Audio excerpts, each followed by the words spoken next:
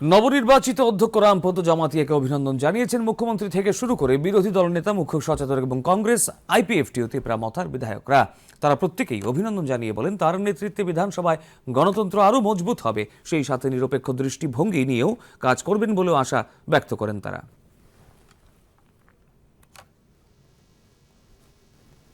আমি সমস্ত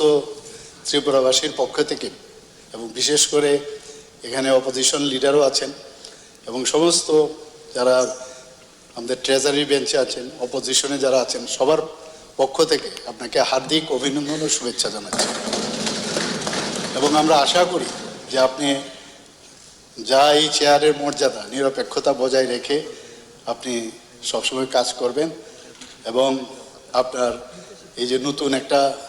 দায়িত্ব আপনার পড়লো, সেটা যেন একটা ইতিহাসে লেখা হয়ে থাকে। এই অপোজিশন বেঞ্চের তরফ থেকে এবং আমার ব্যক্তিগত তরফ থেকে আপনাকে অভিনন্দন জানাচ্ছি যে এই আসন থেকে গণতন্ত্রের কণ্ঠস্বরকে আরো সমৃদ্ধ, শক্তিশালী এবং জনমুখী করে তোলার ক্ষেত্রেতে এই আসনের ভূমিকা অত্যন্ত খুবই গুরুত্বপূর্ণ। আমরা বিশ্বাস করি আপনার প্রতি যে বিধানসভাতে সবাইকে সমান দৃষ্টিতে দেখবেন এবং হাউসকে সুষ্ঠুভাবে পরিচালনা করতে পারবেন, আমাদের বিশ্বাস আছে। তিনি ওয়ানি বদল নিয়মগই